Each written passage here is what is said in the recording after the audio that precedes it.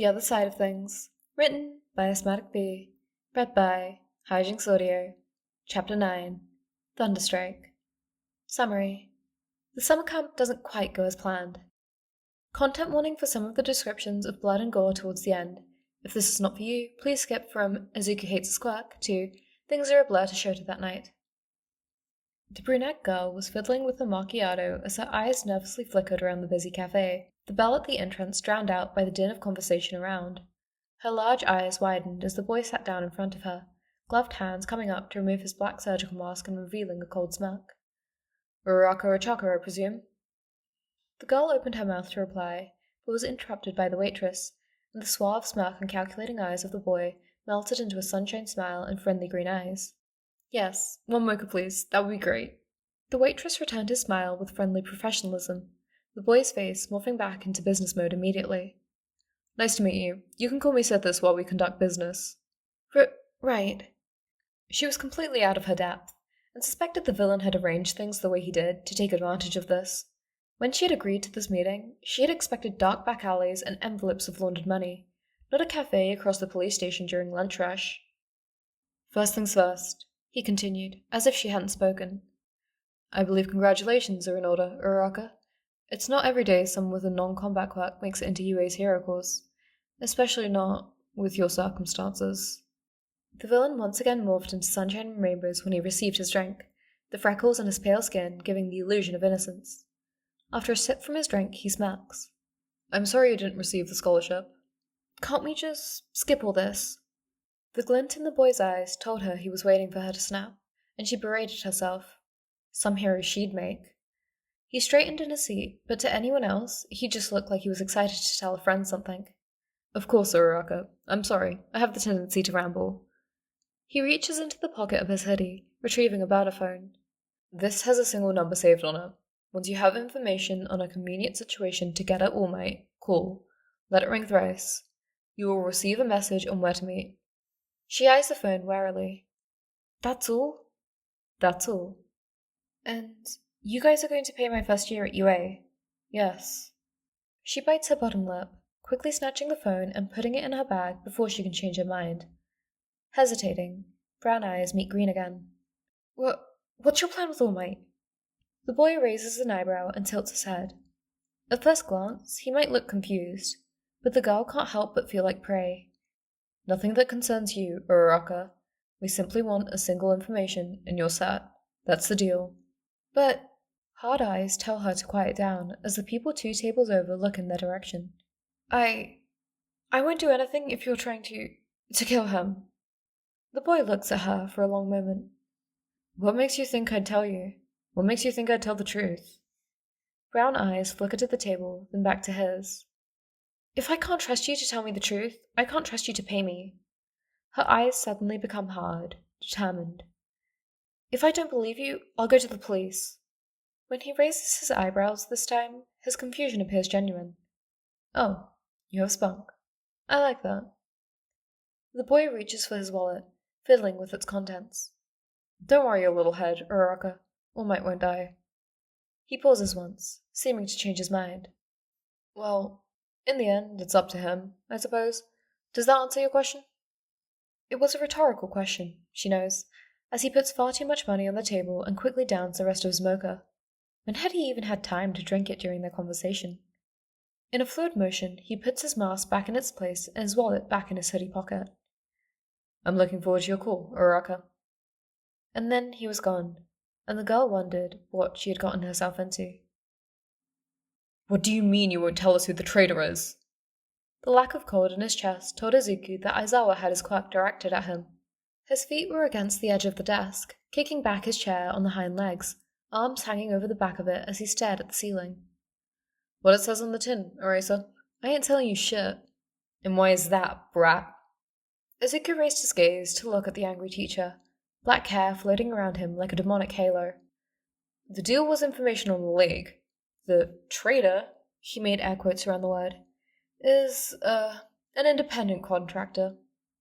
Really, he was giving them enough hints to figure it out on their own, he thought. Why, you little... Aizawa-kun, that is quite enough, Nezu cut in.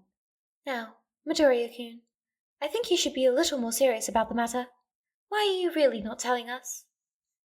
Izuku looked at the principal with a thoughtful expression, then let the chair thump solidly back to the floor.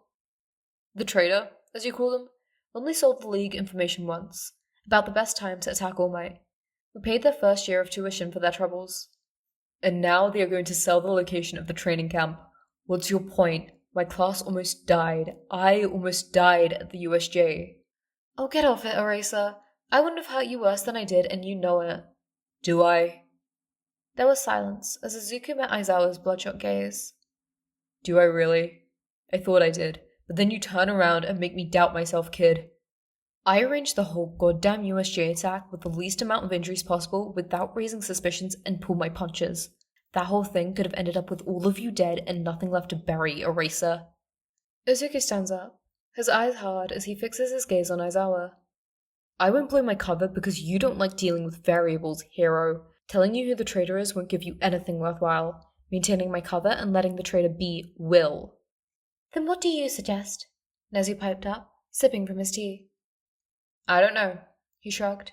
It's none of my business. I'm not in the habit of selling out desperate people. That's a bit rich coming from a double agent, isn't it?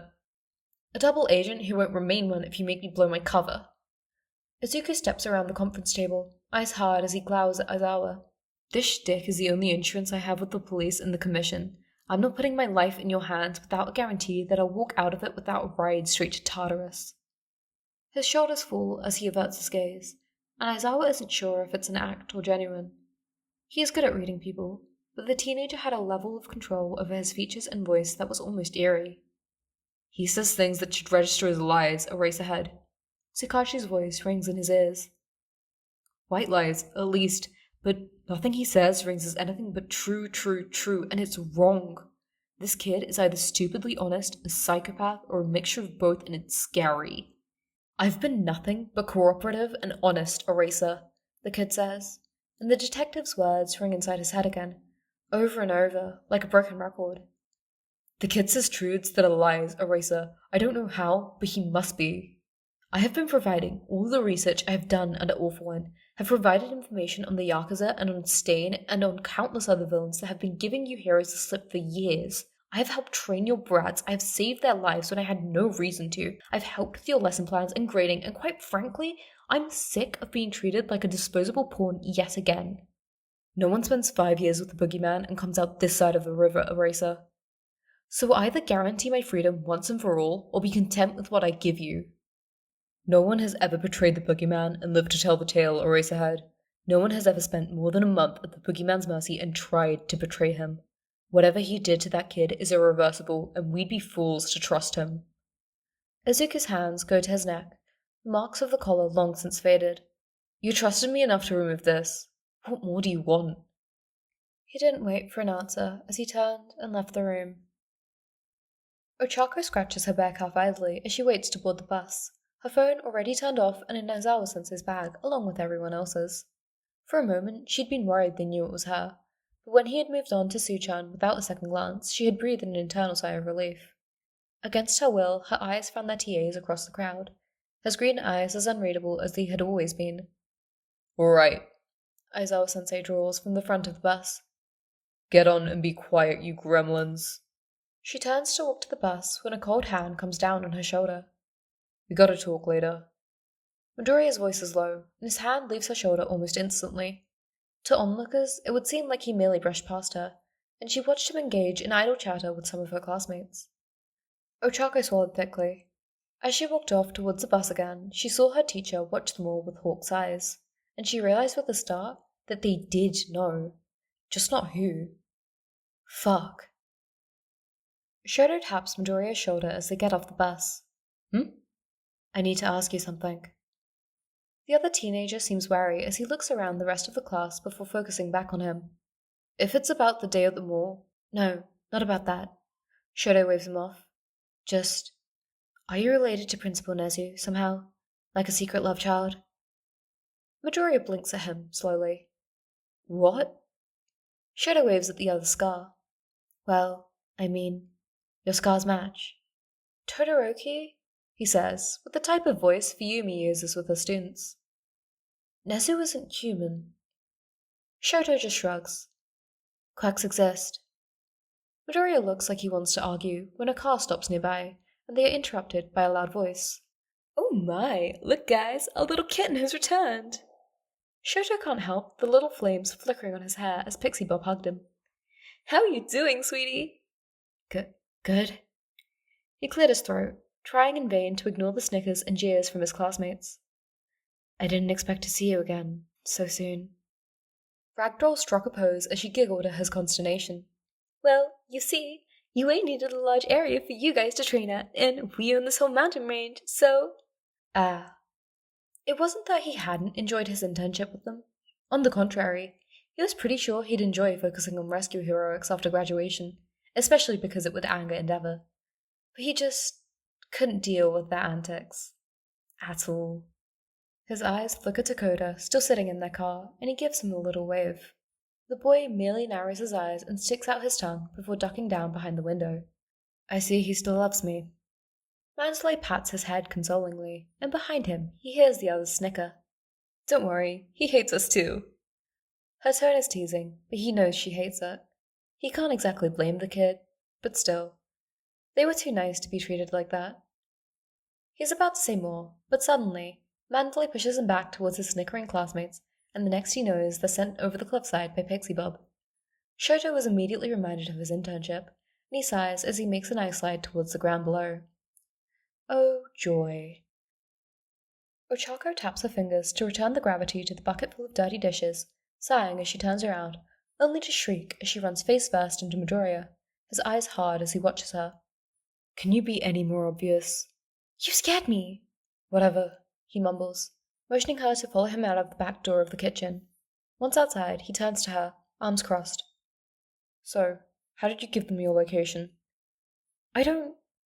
She stops when he holds up his mangled hand, one eyebrow raised. She averts her eyes. With a sigh, she bends down and removes the tracker from the underside of her left sneaker, holding it out to him. Ah, he says simply, taking it from her for a moment before dropping it to the ground and stomping down. What do they want with the location? Got any info on that? Shigaraki was kind of tight-lipped for a change. I really don't, she whimpers, scrubbing at her eyes nervously and feeling the tears pool at the corners. Please, don't tell anyone. My parents, there was a villain attack in the insurance. Uraraka, he interrupts her, and his voice and face seem uncharacteristically gentle. I haven't revealed your identity. They know there's a traitor, but I didn't tell them who it is. Ochako is stunned for a moment, enough so that her tears stop. Why? Midoriya shrugs. Well, for one, it would have compromised us both, and I can't have that, he admits easily. But also, Uraraka, I don't make it a habit to fuck up people's lives for no reason. You needed the money, and the info you give to the League? Peanuts. It's not worth ruining your life over. But the USJ... Let me tell you a secret, he says, stepping a little closer to her. Your intel only gave us a time and a place. What happened there was inevitable and not your fault, okay? And whatever they plan here isn't yours either. Without you, there would have been other ways to get to All Might, and other ways to find his place. He hesitates, eyes seeming to catch on something behind her, before he focuses back on her. I won't tell on you, Uraraka, and I won't presume to tell you what to do, but if you feel like you can't live with yourself, then go and tell Aizawa. I'm not stopping you. Why are you being so nice all of a sudden? He raises an eyebrow at her. I'm not nice, just pragmatic. You're a teenager. Don't burden yourself with more than you can carry. If you're going to be a hero, you'll have more regrets than you can count eventually. There's no need to get a head start. You're a teenager too, she retorts, thinking she's starting to understand. Even if you had a head start, you can still slow down and take a break, I think. He looks at her for a long moment, eyebrow raised, then turns and walks away without another word. Sometimes, Izuku wonders if everyone around him was stupid on purpose or an accident.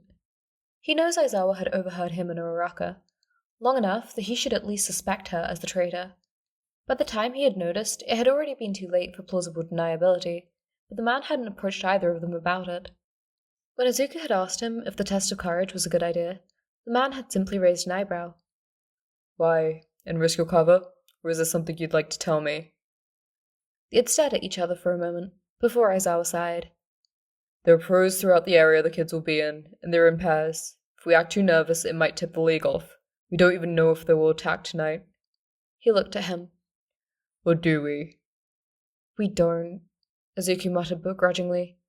He looked out at the dark forest, biting his lips.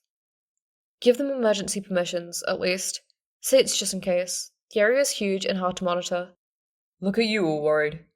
Oh, can it, Eraser? He growled, glaring at the older man before he made off to the woods.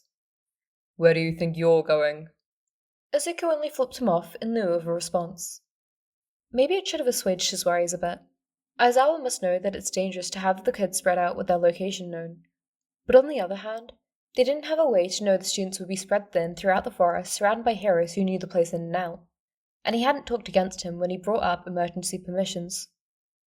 With the current league roster, there was a good chance the students would be alright if push came to shove. But they were just teenagers, naive kids whose worst encounter with villains so far had been a tightly controlled farce he had concocted. There had been no variables in his plan. There rarely were. Sure, there had been Stain, but Ida had been lying on the ground like the dumbass he was, and Shinzo had brainwashed the villain in a second. Would they be alright against people out to kill them? No, definitely not. Izuku had given up on playing hero a long time ago, but he also really hated unknown variables.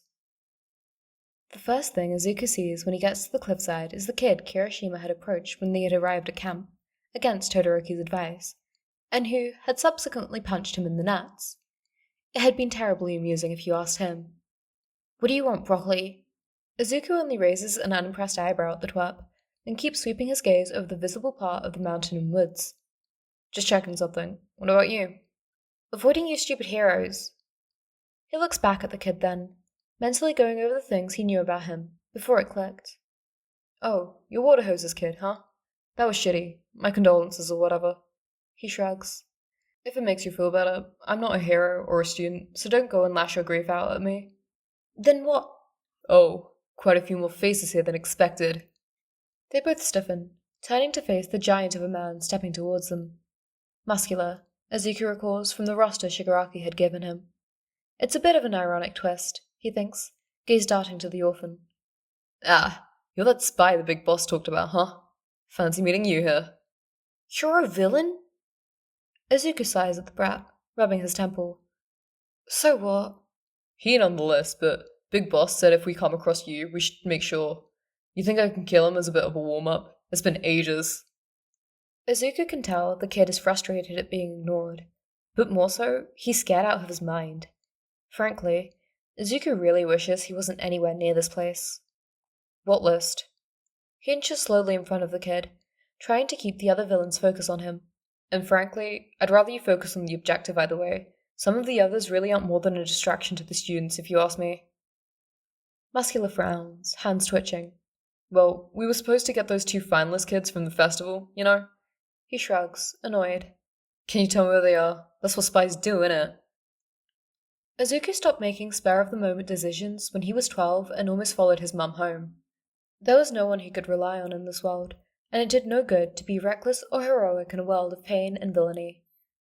If Izuku does something, it's planned, every detail laid out, every variable accounted for, no room left for error to the best of his ability.